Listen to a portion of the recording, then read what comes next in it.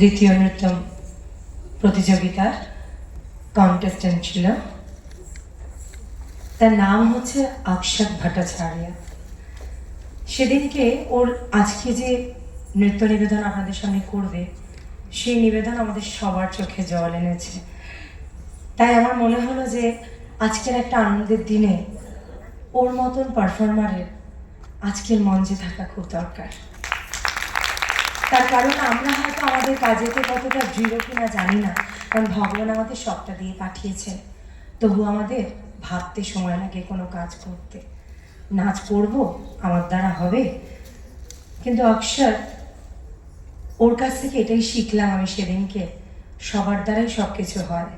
ভগবান সবাইকেই সমানভাবে দিয়ে পাঠায়, শুধু ভাবনাটা একটু দৃঢ় থাকতে হবে। সেই ভাবনাটাই হচ্ছে একসাথে দৃঢ়, যেটা আজকে দৃঢ়তার সাথে আপনাদের সামনে ও নিজেকে তুলে ধরবে। অক্ষত ভট্টাচার্য।